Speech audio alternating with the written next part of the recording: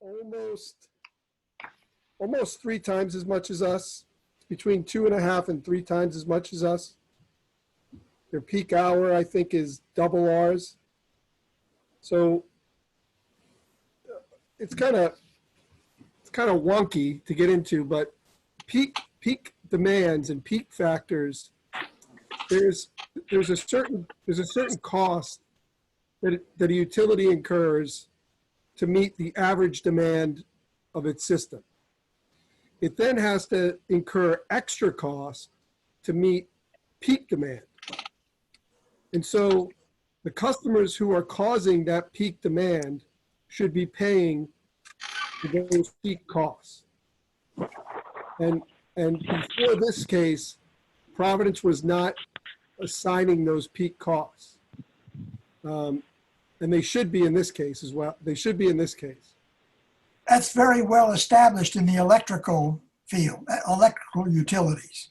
It's pretty well established in the water utilities as well. Yeah, but I mean, perhaps it's easier to see. They have to have extra generators, or they have to have a system that only works once a year, but they have to be ready to go. Right. Right. Any other questions for Pam or Joe? Anything about the rest of the report? I just want Yeah, I did have a question. This is Gina. Yes. I got one of your yellow postcards in the mail about the annual consumer confidence report. And I'm just wondering why these are separately mailed as opposed to being included with bills. And I think I've asked this question before, and you told me you have to send it to everybody, whether they're a water authority customer or not. But that really doesn't make any sense to me. So question 1 is, can you just send this with the bill and avoid the additional cost?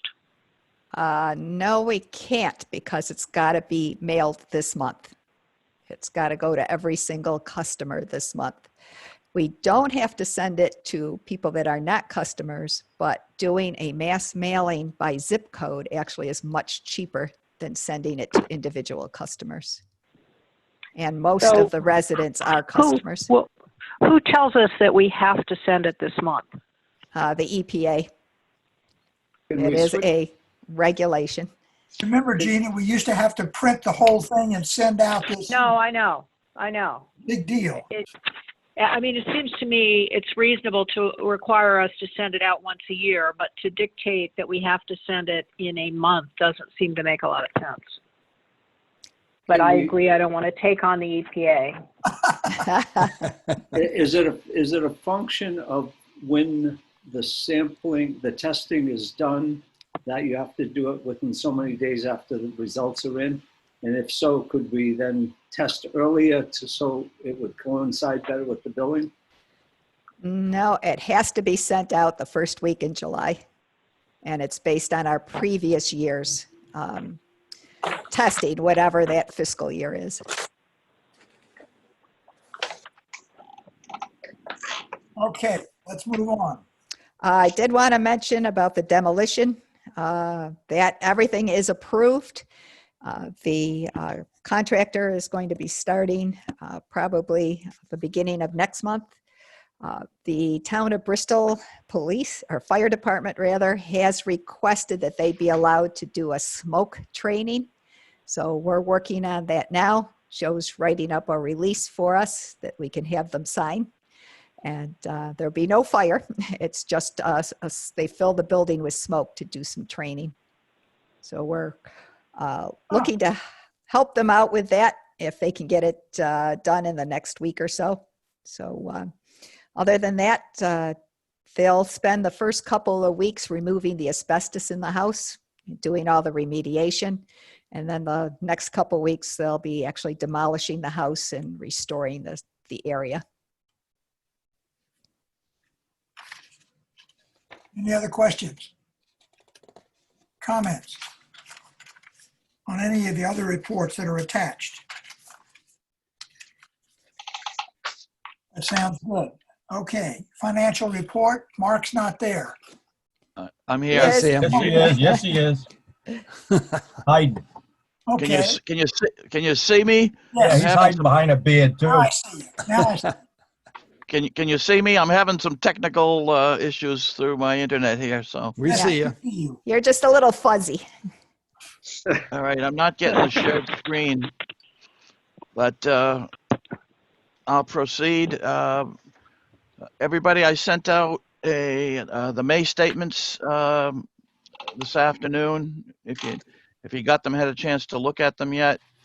If not, we've had this was the end of the first quarter, and it's very robust.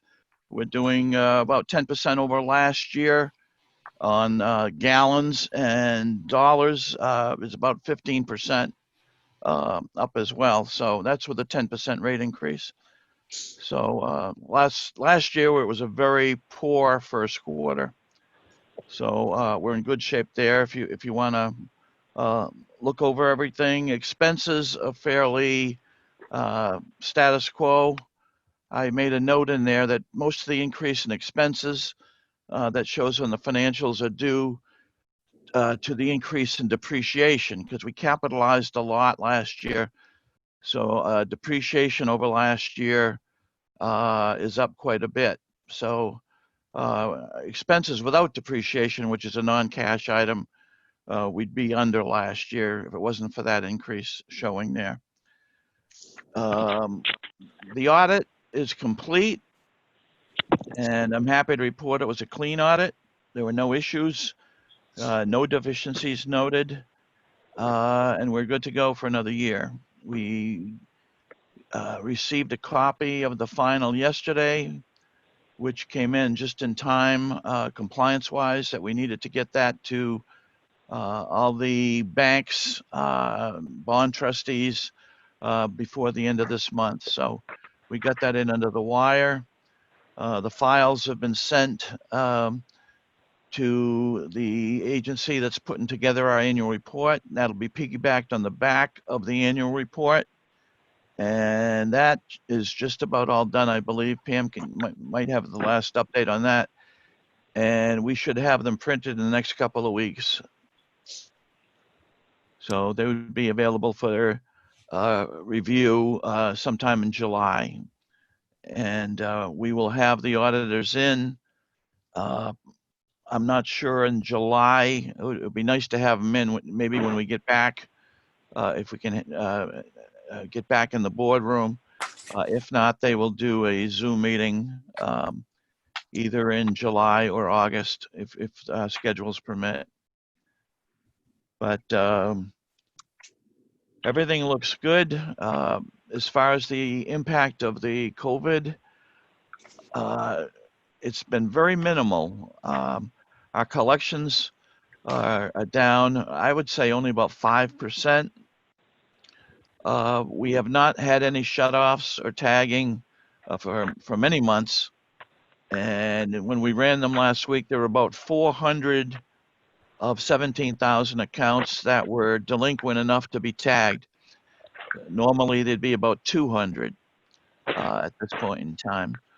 So, we're probably looking at $20,000 to $30,000 maybe that we're a little under. But people are generally paying their bills. I think with the money they got from the government has helped. So overall, we're in pretty good shape. And I think we're better than a lot of the private sector out there. So any questions offhand? Questions, anyone? I have a question. Mark, are we still not allowed to tag anybody at this time? Or is it just something No, that we prefer not to do? I think we're allowed to tag, but we cannot shut off. We've sent them all statements, encouraged them all to call. Letters have gone out, stressing that their bills still need to be paid, that there's no referendum that it'll be paid by the government or the state or anybody else. So Okay. we've been getting some calls. We've been getting more calls. The fact that the office isn't open, people are kind of asking to be open, and then I think it looks like, we may be opening the office. We're putting procedures together, maybe the Monday after the 4th, that will be allowing people in under a strict guidelines of wearing a mask and whatever. So we're hoping to see if we can get going by then. Now, would Is that there be any with- way that they can pay bills online, direct with like a debit card or Yes. credit card? Okay. Yeah, you can pay bills online. I often pay mine online. I don't think that it's ideal because in order to use an ACH transfer, you have to sign up to autopay. I didn't know if someone, the decline was people not coming in, physically paying their bill, maybe not being aware of. Right. I mean, there's credit card options they can pay. We encourage, most people are paying. There's been a great increase in people having paid through their bank, sending through the bank payment system with your bank. And that's probably the most efficient and cost effective for us when they do that. There's been a high increase in that over the past few months. So the cost is extremely minimal for them to do that. We have a company called Vanco that consolidates that daily. The charge is 15 cents a transaction. We eat that cost, not like the credit card that charges the customer $3.95. Because we maintain use of a third party. We do not do any transactions internally with credit card, which is important from a security perspective. But there's several options. They can, like Gina said, they can do the ACH of automatic payments. They can pay through their bank and put a date on that. They can mail checks in. People still come and put some cash in the Dropbox occasionally, but that's dropped off. So we don't encourage them to do that for security reasons. But overall, I think we're in much better position than we thought we could be at this point in time. And actually, to add to that, we're just sending out a mailer with the bills going out next week that will mention the fact that they can pay online and give them the variety of the options. And that we certainly encourage them to do so. All right. In addition, we're working with our software people that we're going to be beta testing an Apple Pay system that you can use online. Good for Apple phones and Android as well. So we're going to be doing a beta testing. The transaction will come across like a credit card, I believe, and we're going to have a conference meeting with them next week on trying that out. So we're continually trying to create more pay options for the customers. How about we send Mark So let out me, like the old insurance agents and go door to door and collect? so can I ask a question about those payment options? Because as I recall, we charge somebody like $3.95 to use a credit card. Is that right? That's correct. Yeah, but I suspect it probably costs you more than that for someone to pay by check and have your staff handle it. Have you done a time and cost study on that? Right. Because I think mean, if you, we're never going to be able to have people. A lot of people love to pay by checks. There's a segment. well, Credit no, that card- wasn't my question, Mark. My question was, when somebody pays by check, you have to open the envelope, you have to process the check, you have to enter it into the system. What does it cost you to process that credit card transaction? And would you be better off removing the charge and encouraging people to use a credit card if they don't want to use ACH? No, we talked about that when we instituted a few years ago.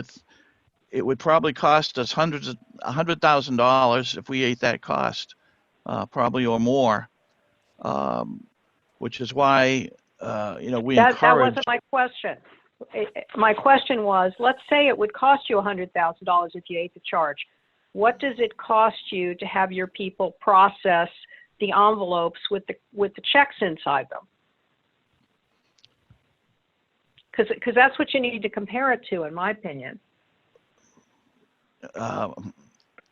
Okay, okay, but to make a change, the people are always going to use checks. I mean, it's not like we can tell them use your credit card instead. Most people that use credit card are people that are far behind, or they're facing a shut off or whatever. We get most of our, credit card is only about, I'd say 10% of our collections, maybe even less. Paying from a bank through their bank is around 20%. Mark, what does it cost you per transaction to open an envelope and put it into your accounting system? That's my question. Right. All right. The checks are all, it doesn't take that long. The checks are all scanned in through a scanner. And they're all compiled. They're compiled and the file sent to the bank. So we're not, every transaction is not done manually.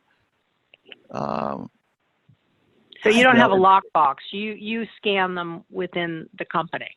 The banks provide us with scanners. So every day they go through like an automatic scan. It takes like a couple of minutes. If there's 100, it might take 5 minutes to run through the scan, create the file. And then it's proofread to make sure that there's a check and balance that runs to make sure the totals that the scan came in, match what the scan of the bills said. So occasionally it might not read one, if someone's handwriting is not good, it might not read it quite correctly. So there's some auditing that's done at the end of the scan. But I think the real question is, whatever it costs, is the cost sufficient that if you made the change, you would reduce the number of people on staff? That's exactly my question. I mean, Pretty this simple. issue, Gina, this issue has been discussed, for example, when it comes to police activity. The police showed up to chase a criminal or investigate something. What did it cost? It didn't cost anything because they were there whether they came to your house or not. Unless it's sufficient that we could actually reduce the number of people, the person's still going to be in the office. They're still going to be there to do the job. Alan, I couldn't agree with you more. So I couldn't agree with you more, but I don't get an answer to my question. So Well, I guess- I'll let this one I go. and I don't I'll have ask it an exact dollar and cent. Alan's right. I mean, they're there answering the phone, answering questions for customers, putting payment plans together. So, processing the checks every day is a, part of their day that they would probably still be there. that's the issue. If, You don't just have one person who does nothing but process those checks. No, I believe me, I understand that. right. As we're going down the road, we do put a provision in. We're looking at lockbox service. If we do switch to monthly billing, that's going to create 3 times as many the processing. We've already talked to Webster Bank, looking at their lockbox service. I think that would be the time that we could make a switch where, checks that are mailed would go to the lockbox. We would still get the walk-up, people walking up, throwing them in the slot, or coming in to pay with a check. But it would be cut way down. But the technology on processing is so advanced from what it was 10 years, and even 5 years ago, that we run them through a scanner, and they run through, just like at the bank, they go through like 10 a second going through scanning in. So it's that part has been streamlined, but I think the efficiency when it triples with monthly billing down the road would be the time that it would probably be more cost efficient to use a lockbox.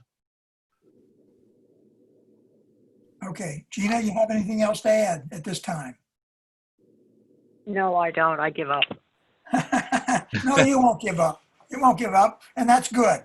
I think when the time comes to switch to monthly, that'll be part of the plans. Let's move, any other questions regarding the financial report? Otherwise, let's go to number 5, the water main cleaning and lining. Yes, we would like to add another street, Mount Hope Avenue. As I mentioned in the letter, we had considered them earlier, but because of the paving costs, we dropped it out of the contract. But as I mentioned, Bristol's working well with us on the cleaning and lining project. So the paving isn't as much as we assumed it would be. So we'd like to add in Mount Hope Avenue. As I described, they're going to be doing work on the street next year and then doing some paving. So if we could get in before Bristol does that work, it certainly would be less expensive for us to do it now. We need the exact language for the quote. This should be for the motion. This is to include a $375,000 total cost for the addition of the Mount Hope Street to W. Walsh Company. Actually, I'd like to say that we're adding the project cost to Walsh's contract in the amount of $325,000 with a total amount including police inspection and contingency of $375,000. Gotcha. Will someone So move that? moved. Second. Second, who was that? Gina. Gina did the second. Okay. Further discussion. Do we I have a need the question. 375 as a not to exceed, or anything over that would be minimal, Pam? Yes, it should be. Okay. I have a question. What precisely, since the town council in Bristol was steadfast in their new ordinance, what was it that the DPW director could do that now makes it comfortable for us? Well, we're not saying that too loudly, but he has been working with us to be somewhat more reasonable, especially on the fact that it's cleaning and lining and we're not putting in a water main down the entire street. But even where we've had to do some additional work, he's been working with us. So So is he going to get in trouble with the council when they see a patch That's not here, our a patch problem. there? he's ex-military, so I don't think he'd go against the general conditions that were set. But he's working with us, so we assume he's silently being backed up. Okay. At the beginning, I got a comment. Is it possible to get something in writing? Well, I would make sure, once I know that the board supports going forward with this, I'll make sure that the paving requirements and also the contractor, that everybody puts things in writing, that we're in agreement to what we're going to do. Smart move. Smart move. That way everybody's covered. Because we don't want to cause a problem. Not for him or anybody. Okay. the project is being proposed to go forward primarily because of Bristol's picking up the cost of the paving. Is that correct? Right. The final paving. You're right. Yes. Right. Okay. So, right, if they don't put in writing that they're willing to do that, then obviously, We'll have to take another look at it. Yeah. So should we just include that in the motion that the approval is contingent upon the town of Bristol paying for the paving costs, whatever needs to be added? I would suggest that you don't include that. Let it go forward. Sue has already said she is going to watch this like a hawk. So should we come across a problem, we'll find out right away. Okay. This otherwise we're being more fierce perhaps than we need be. We're ready to vote. Yes. Okay, let's go down. Move to approve as presented. Yes. And so here we go. I'm just looking at the screen. Bob, how do you Aye. vote? John, Aye. George, Aye. Juan, Aye. Chris, Aye. Bill, Aye. Tom, Yes. Gina, Yes. and Alan. Yes, it is unanimous. Thank you. Next, number 6 is the water treatment plant demolition services. Yes, to move forward, looking at what we need to do with the plant to remove it from our site. We asked for task orders for the engineering services to look at what's needed to demo the building. In other words, all the assessments and environmental services that they'd need to have to go through. And then also we included putting bid specs together, bidding the project for demolition, and eventually overseeing the demolition. Now, at this time, we don't have any funds in the budget to actually do the demolition, but we'd like to start the engineering because that does take about a year. What seems to be so odd, I mean, these are two qualified, experienced firms that have both done business with us. How could it be that one of them was like, what, 47% lower? Yes. Is there some simple explanation why one came in so much lower in the price? It was 45%. Well, just going through the proposals, Beta was providing much more extensive reports through each stage of the process. And we didn't feel that those reports were actually as necessary as preparing the information for the environmental work. All right, so we need a motion for not to exceed $90,000 to award the task order to Pear Corporation. So moved. Who did that? Bill? Bill did, and who Bob seconded? will second it. Second. Juan seconded. Further discussion? Okay, let's go down the list. Bob, how do you vote? Aye. John, Aye. George, Aye. Juan, Aye. Chris, Aye. Bill, Aye. Tom, Yes. Gina, Yes. and Alan, yes. Thank you all. Tuckett Pipeline, discussion.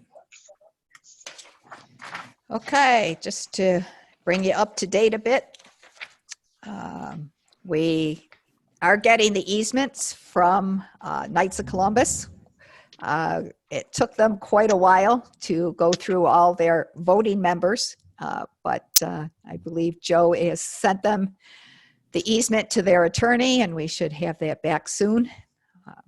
So the other issue was the City of East Providence easement. I think that's getting close to being finalized. Joe's been writing up the court case for our condemnation of the Village Green property. So it looks like things are finally moving, and we're getting that going. I have, Hope. just to give you an update, I literally just about a half an hour before the meeting started, I got permission to file the petition for the Village Green easement, and I'm going to have a hearing to approve the deposit on either July 21st or July 22nd. Oh, I lost some of the language. Could you just repeat what you said, please, Joe? Yep. So the courts are closed. They're hearing certain hearings, and I got permission today, and actually got it assigned to a judge to hear it, but it won't be until July 21st or July 22nd. But it's moving. Yes. Okay. Question. Do we need to approve funds for that to, when you do go to court? We already did it.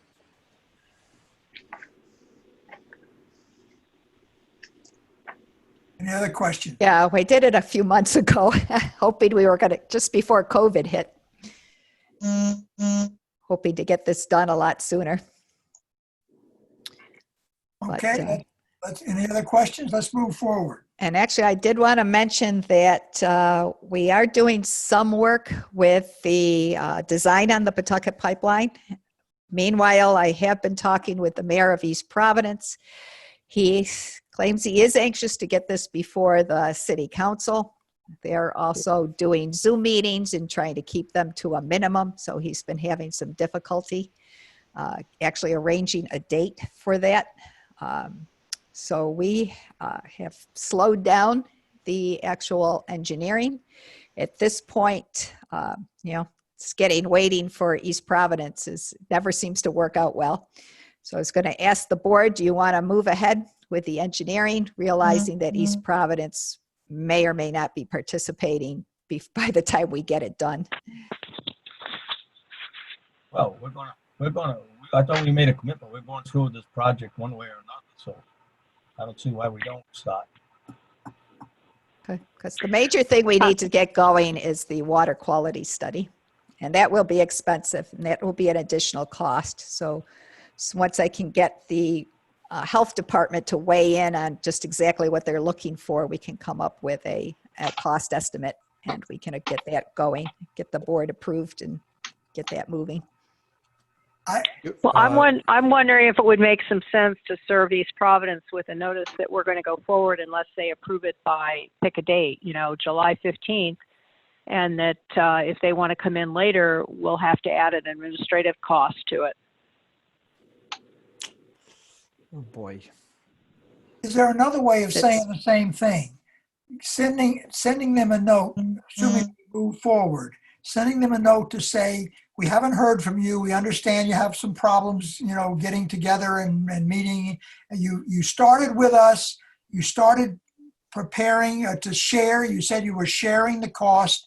You've now stopped. We have to move forward. We're taking you at your value that you said you would participate, because obviously you want to join in this when the project's completed. We will keep you abreast of the expenses how much money we spend, so you'll know how the project is proceeding. And you'll know when you're ready to come back into it, what your share has accumulated. Well, here's my problem with that, Alan. We're putting out the money. They're not putting out the money. We have no legal indication from them that they're going to go forward. It's all very good, but they do have a history with us of saying yes and then ending up saying no. Okay. And the counter to that, Gina, is that we got to do it anyway. In the final analysis, if they screw around with us and don't participate, then we make the pipeline smaller. Right. We just won't make it big enough to serve two towns. Well, the question is, what's the cost of making that change in our engineering or running a two-pronged engineering plan going forward for either a 24 or a 30-inch line? It really won't make much difference. Not much difference at all. Not when you're that large. Okay. All right. But I do think you should notify them in writing that we're moving forward, and if they're not going to go ahead, God bless them and goodbye. I mean, think we saying ought to that they can't schedule a Zoom meeting to me is just, I think we ought to be a little less forceful, at least for a short time. Seeing the obstruction we had over the years with them, at least we've got them talking to us now. yeah, I don't they've think been we want to drive cooperating them. up to I now. don't think we want to drive them away. I don't want to drive them away either. I agree with you. If you want to be more diplomatic, that's probably a good thing. But Okay. I remain skeptical that they're going to go forward. Peter, your point is very Then well we- taken. No Then we can question. cross that bridge when we get to it, I would say. Perhaps the way to be diplomatic is to alert them to what we're doing and say, is there anything we can do to help facilitate approvals on your end or something like that? They may ask us for a loan. But Actually, I did send a letter to the mayor last week, and he wanted to forward that to the council members. And it essentially said, we really want to move forward with this. And the fact that I understand that they're having issues with even with funding now that they have COVID-19, but there are options out there. I've been talking with all of our federal representatives to see if there was any funding they could come up with. Any kind of matching fund would help. At this point in time, there really isn't anything, but maybe by the time we actually started construction, we'd be ready to go with any kind of programs that they could come up with. They have been talking about doing an overall program for matching funds for water systems across the country. And considering we would have this one up and ready to go in another year, they said that timing may work out. There's nothing in the infrastructure bill that's being proposed that has really anything for water or grant funds. The only things they have for water is infrastructure bank and the WIFIA loan. So that's all borrowing. There's no grant funds there. So I think any communication that we send to them should basically say to them that we see this as a partnership and continue on that path, and hopefully it will be. I think so. And they're pretty well aware that they've got risks with their system. And I even mentioned we're not satisfied with tying into their system because theirs is at too high a risk for us to depend on. Right. So that's why we want to go to Pawtucket. Right. So I haven't heard a word.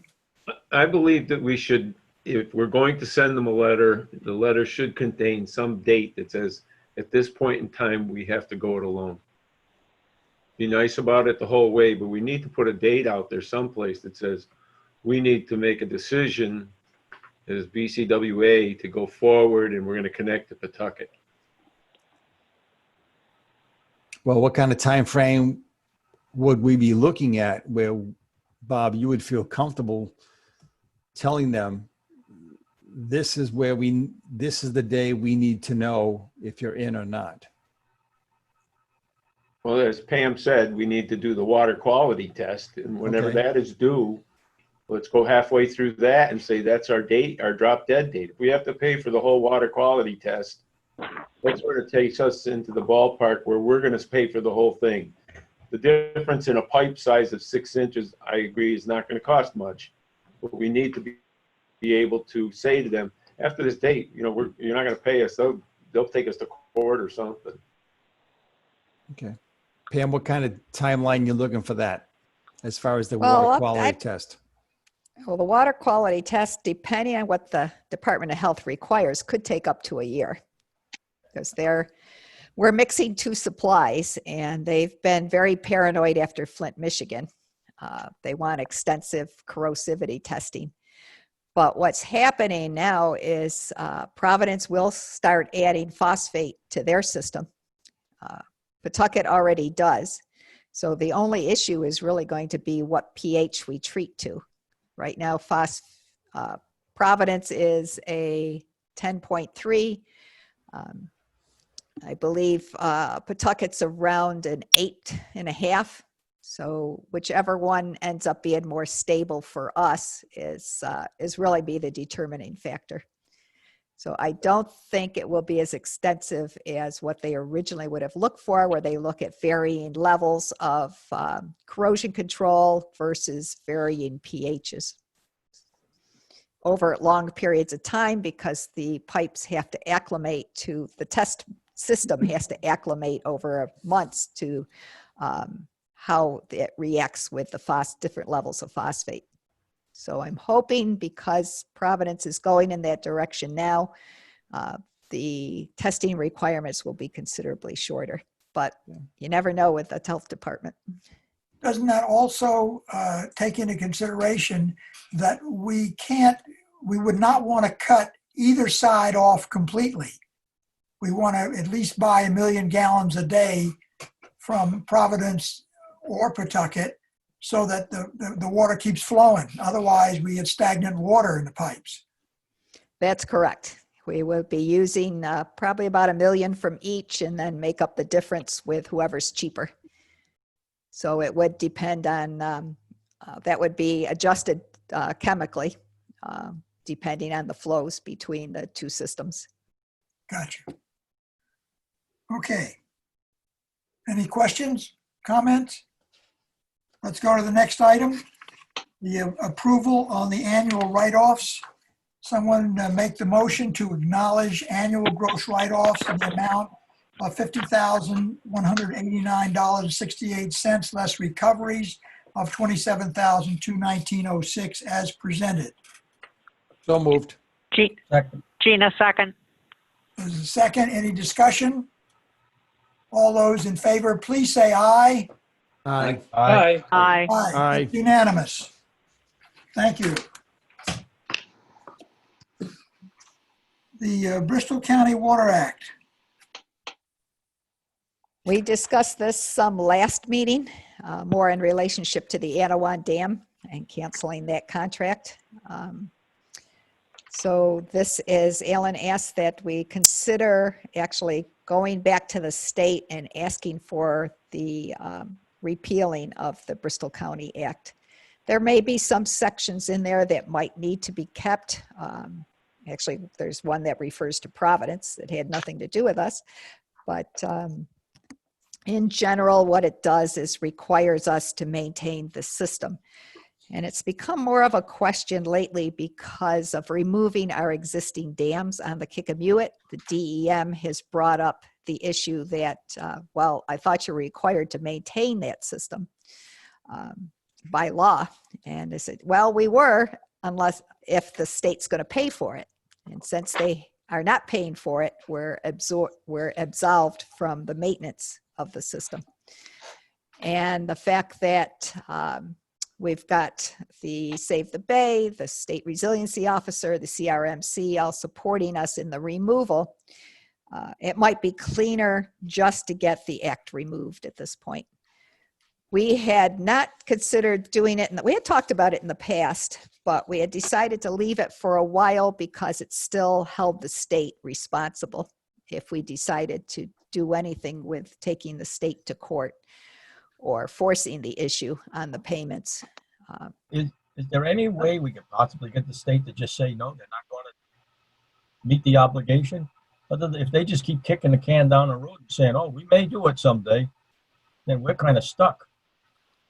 No, if they just keep Except we telling. do have that agreement with the we have a right to give them a 1 year notice. Right, with the Anawan, and Joe did send them a letter, a legal letter saying that we were going to cancel our contract with the Anawan. So they have been put on notice. And the next step would probably be to maybe request that the act be repealed. Aren't we in a position that we're about to collect finally all the monies that the state never paid us? Yes. Okay, And so we- that will come to a zero. Joe, what's your comment about it? I mean, given the fact that the legislature moves at a snail going backwards, just getting it filed at least, it may take 2 years to get this through, particularly given the COVID setup and the way they have to meet.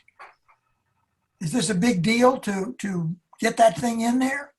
Have you prepare it and give it to our representatives and senator? I think you have to meet with, I think it's not so much that I can prepare it and give it, I think you have to meet with them first. I think you have to have them agree to do it. Meet with who? Your representatives. I think with an understanding, that wouldn't be a problem. Wouldn't it be better? I mean, I have nothing wrong with meeting with them, but wouldn't it be better to think it through, have you prepare those elements, and if something should be kept, fine, the specific elements to change the law, and then we put on a presentation as to why we're doing it, what are the sections we're getting rid of, what are we doing instead of that, and give them the whole thing. And if they say fine, then here it is, file it. I mean, if they don't do it, we got to find some other way to get it changed. We can't just let the law stay there forever when the state won't pay anything and we're held responsible, but they're supposed to pay. So I think you gotta make a move and bring the thing to a head. And this seems to me to be as logical an approach as possible. And you can get a boat payment out of this. Right, but there's kind of a lot of issues swirling. First of all, you're not going to get it done this legislative session. Right? I can certainly mark up the legislation as to what we want to change, but you're going to have to get your representatives to introduce this. When you say if they won't do it, find another way. I don't know what other way you could get to repeal legislation other than through the legislature. Well, then why not? I mean, how much is it a big cost to mark it up, even if it's done in a preliminary way? Mark it up, get us all copies, get Pam a copy, and then we'll arrange for a Zoom meeting with our legislators. Yeah, that's easy enough. Okay. My role in it is probably the smallest. Mm-hmm. Well, except that you're going to make sure that what we're asking for is what we want to really ask for. Yeah. Okay. And if you do that, then we'll set up the meeting and we'll invite the legislators to come to it and we'll explain it to them. You're going to have both the House and the Senate Yes. present bills at the same time. Okay. Yes. Yeah, everything that needs to be done to put it together. And say, here it is, folks. Here's the reason why. Here's what we want to do. We know you're busy with other things, but please get this started. The only item that I would add to this is, I don't think we can go and hang our hat on the state is not paying as the only reason. I think there are a lot of other reasons, and I think we've talked about them tonight as well. Course. Is the whole system is functionally obsolete, and we don't need it anymore. It was something we thought we had to do 10, 15, 20 years ago, but today we don't need it. We're pursuing another source of water. There are water quality issues with the water, and it's just not necessary. It's operationally inadequate. The whole dam removal, and you package all of that together, and oh yeah, by the way, and the state's not paying, isn't paying us. That would be in there, but there should be a bundle of reasons. Yeah. Well, I agree with Mark. I agree with you. I think those reasons are very important to articulate. Sure. Yeah. Pam will undoubtedly make a PowerPoint presentation that would culminate with here is the new law that we'd like you to introduce. But she'll put all those reasons in there. She's done that before. And we have had several meetings with the legislators on the fact that we did wanted to shut down all those supplies and divest ourselves of the cost and the requirements for the upkeep of those. So they're very well aware of that. We talked about sometime in the future repealing the act, but this is the first time we're actually requesting it. So. No, I'm just envisioning what I've seen in the past is that whether it's a amendment to an act or if it's a new act, there can be somewhat of a preamble to the legislation that outlines the reasons why you're doing something. And that's where you could put all of these different reasons in. Sure. With the elections coming up, is this something we should look to present to legislators after the first of the year? Because we don't know who's going to be there naturally, even though the players could be the same as they are now.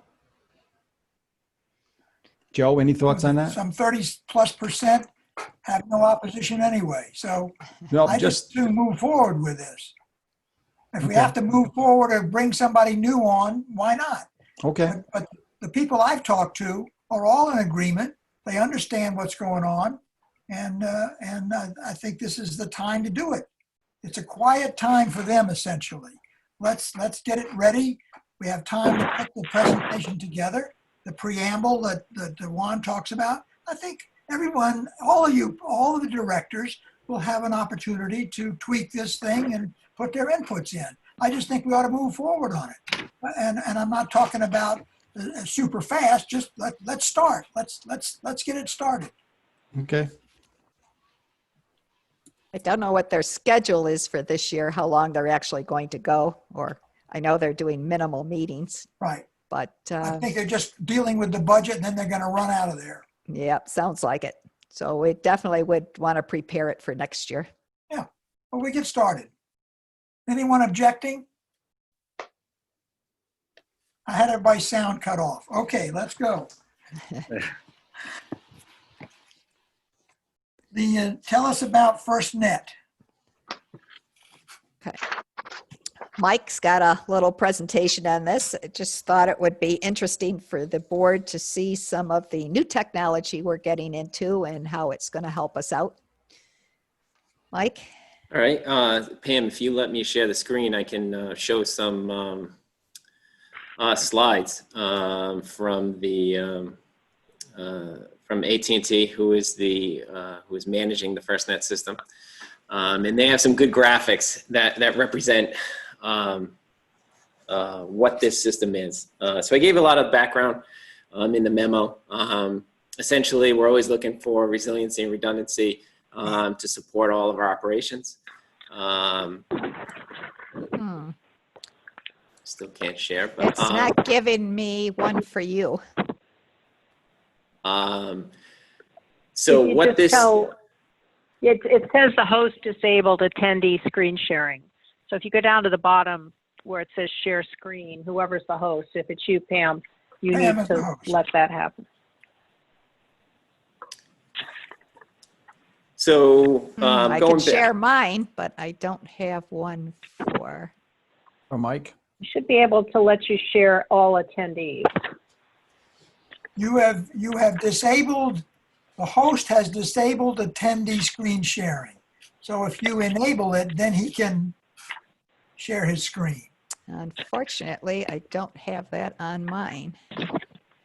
Well, as you look at it, do you have across the bottom where it says participants 16 chat share screen? I It's in do. green.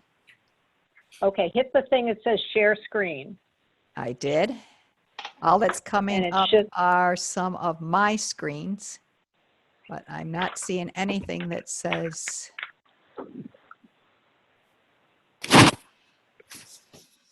Because you're the only one who can change it. right. Pam, do you see an ability? Oh, Oh, hold on. it's, no, There. it's just Up there. allowing It's just sharing your screen. just mine. Yep. Can you make Mike a co-host? Do you see that ability? Aha.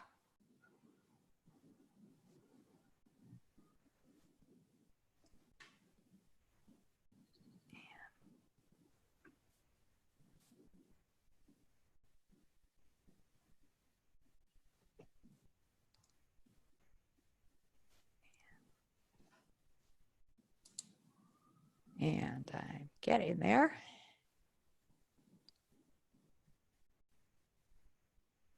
I guess while we're waiting, we're all seeing the Bell Ringer Award, which is great. Okay. Good communications. So I can give Okay, I more just, of the, you're the becoming background. host, Mike. Oh, all right.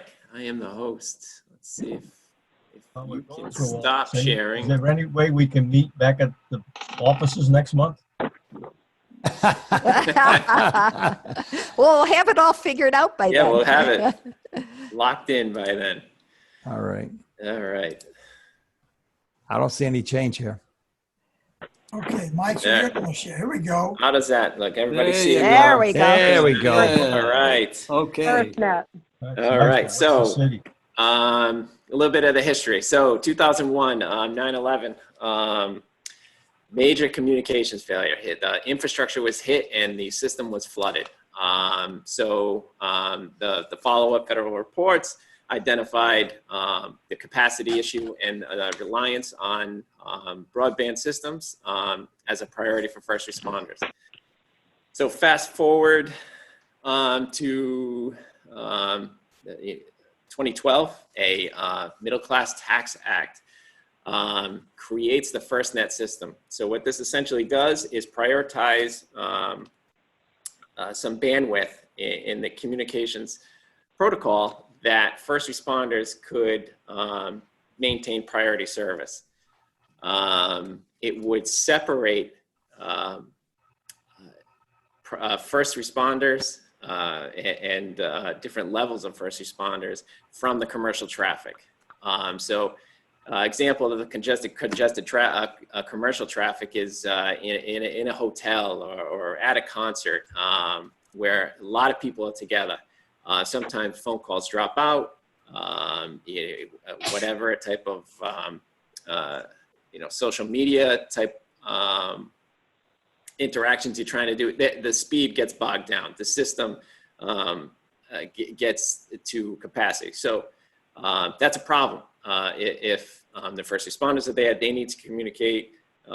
So what this system does is set up that, they call it band 14, where they're the only people on that channel, gets right through, maintain communications. So here is how it's some of the hierarchy. So the first responders are set up through police, fire, EMS, EMA, and other public safety.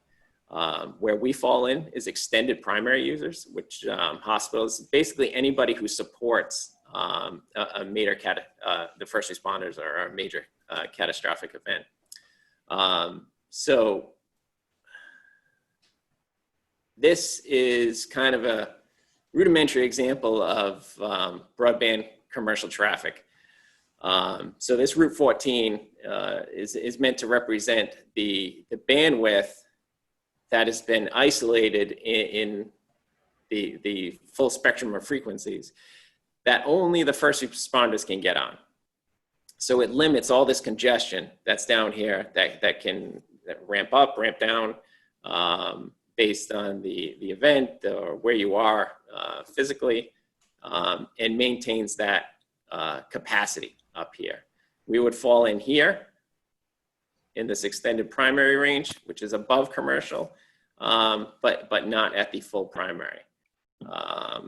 Now, let me see if I can move this just so we can see. So if an event occurs, now we have more traffic on this, the isolated spectrum, that band 14, but it's still not impacted because commercial's at a separate level. If the event worsens, they've actually had to move down people not associated with the event outside of that bandwidth so that constant communication can be had within all parties involved in the crisis. Then this shows us now as the full crisis is here, we have these other routes, they're calling them, but they just are meant to represent that frequency where the band 14 is fully comprised of first responders and the commercial traffic is now downgraded at a lower priority level. So it's all about prioritization and maintaining that communication.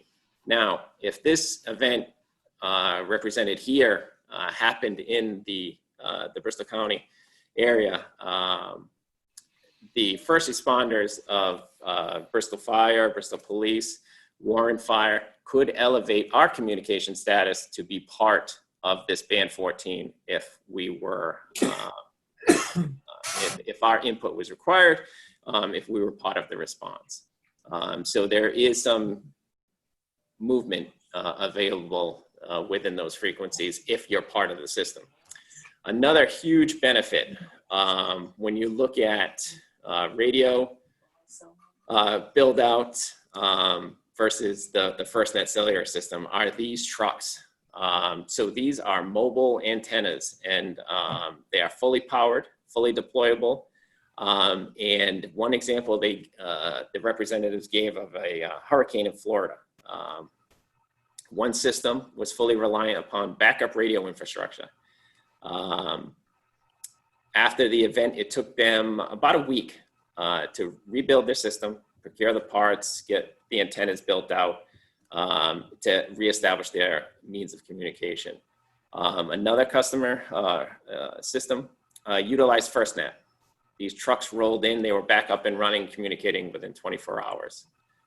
So a very strong, strong benefit there. And as part of that federal program, the system is required to have a higher level of resiliency and redundancy as part of that build out. The other benefit is this push to talk. So this is something that the Warren Fire has initiated, where their radio system and their cellular-based communications are merged. They're merged through a cloud-based service that on your phone, no matter where you are, you can pick up the local radio traffic. The Warren Fire Chief gave me an example. He was out looking at a new truck that he was looking to procure. He was halfway across the country, but he could still hear the local radio traffic through his device. So he was always connected and alerted to what was going on. So again, it's targeted to first responders. We support first responders. It's a new communications protocol, but it will give us the level of resiliency and redundancy, not to be repetitive, but that we need in our system to maintain communication, to maintain our level of operations in all events, whether natural disaster, pandemic, whatever the case may be. So that's just a quick overview. It's something we're looking to move forward with.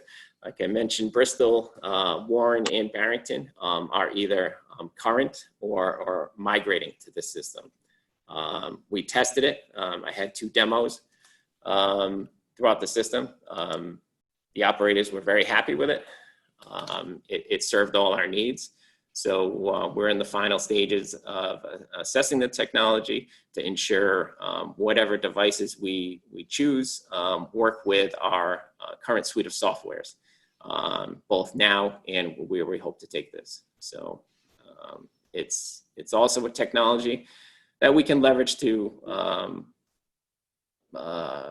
use our technology a little bit more efficiently too. We could reduce some of the equipment that we have and maintain based on this. So any questions? Yeah, are the towns of Bristol, Warren, and Barrington, is that the police and fire and rescue, or is that the town offices as well? What parts of each community are scheduled to go onto this FirstNet? Okay, Bristol Fire is existing. Bristol Police is migrating. Warren Fire is existing. And Barrington Fire and Police have commenced a phased-in approach. They've completed or are in phase 1, and they will enter phase 2 of how they're going to roll the devices out. Great, thank you, thank you. And Mike, you might want to add what that's costing us and for the devices we're going to be using. So it's AT&T is working with us very well. There's actually almost no cost to enter into the program, and we will receive pretty good device credits for all of our existing equipment. The plans have actually more features and are at a lower cost. So there's a lot of benefits all around to migrating towards this solution. Very good. Very good, Michael. Thank you. Any other questions anyone has? Okay, the Hope Street tank site update. All right, that's Mike again. Mike, if you just want to give a summary. All right, so Pam alluded to before, we engaged the demolition contractor, but the assessment we did prior to identify all the remediation hazards, the plan associated with that was in the hands of the Department of Health. Just recently, that was approved, so it's allowed our contractor to put out the advance notice he has to with the Department of Health and schedule the work. We anticipate that being done, as mentioned, on the 7th of July. And then with that, we're hoping to coordinate the training with Bristol Fire. That is something our contractor is amenable to. They just need to remediate all the hazards before we let somebody in. So once we can tighten up the schedule, I'll be coordinating both Bristol, our insurer, and our contractor to make sure all parties are comfortable with all the activities everyone hopes to undertake at the facility. Following that, we anticipate a couple weeks of demolition and restoration to raise the building and restore the site to grade with gravel. And then with that, it's going to be a busy site over there. We have the lead soil remediation project that we hope to start the bid process soon. We had to kind of wait for the schedule of the demolition. We didn't want the two contracts bumping into each other, but we hope to start bidding that soon to cap some of the site and remediate some of the lead contaminated soil. So with that, we would also be starting some of the piping up approximate to the tank that would inevitably serve the new pump station once we do it. But being on the contaminated site, we hope to address all the soil related work under a soil management plan that one contract is responsible for. So that would get the suction piping over close to the site of the new pump station. We're also trying to get out in front of a town roadway reconstruction project on Tupelo. So that we believe is a full depth roadway restoration project. But we have our piping discharge from that new pump station we're hoping to construct. To get out in front of that, we start to look and included a little sketch, something our guys have started to take a look at, procure the parts necessary to install that equipment, cross the utilities and bring it off the road of Tupelo to get out in front of that project. So we have all the permits necessary. We just need to line up all these contractors so the work can progress efficiently and in a timely manner. By the way, is that aerial photography, was that done by a drone or an airplane? That is a satellite-based, I believe it's a Microsoft-based image. But no, we do drone some stuff, but this is not something that we droned here. But it's a rendering part put together, approximate layout where we can see the approximate siting of the pump station. It'll be set back a little bit further than the existing structure, and the approximate layout of the driveway and abrevieties. The driveway around the tank will be a portion of the environmental cap that is a function of the lead contaminated soil remediation project. Gotcha. Is the building a one-story building or a two-story building? We anticipate it being a one-story building. They're still sizing the building with the equipment, but we should have more information over the next few months based on some of the hydraulic data that'll allow them to size the equipment, and we can then tighten up that size of the building. Do you anticipate during demolition of the building any blasting? No, it should come down pretty easily. Foundation's a stacked stone foundation, so Yeah. this No, one should I come down didn't. pretty good. Yeah, How close are you, Warren? I didn't expect it, but I figured I'd ask the question. But how about when you're putting in the new pump station? We should be about halfway into the existing foundation excavation. So as long as the northern limits of the foundation are not compromised by ledge, we should be okay.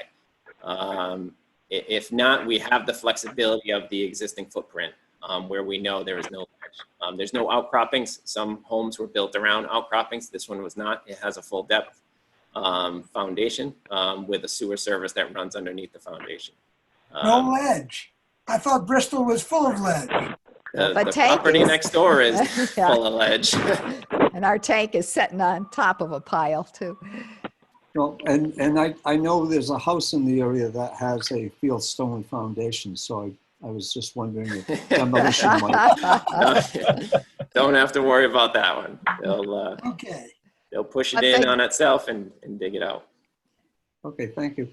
One thing I do want to mention is the fact that that new pipeline connection, it's 12-inch main, was going under several sewer lines. It's going to be a tricky operation, and we're doing it in-house with our own crews. Very Very good. good. Dan, Traffic I think control could be an issue. You already told us about the Knights of Columbus. Yes, I had it on the agenda because last week we had no idea what was happening with So the that's easement. on the plus. So we should be all set now.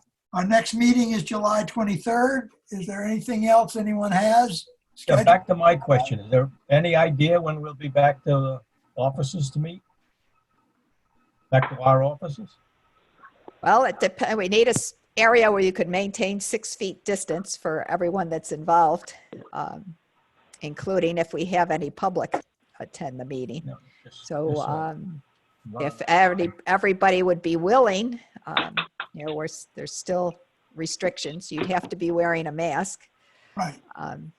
So we can start looking at it and discuss it if you're really interested in meeting all together. Don't hire any engineers to figure it out. We'll just, The financial town meeting is going to be at the high school outside. And I was just going to say, we may want to take a look at another venue if the boardroom's not large enough.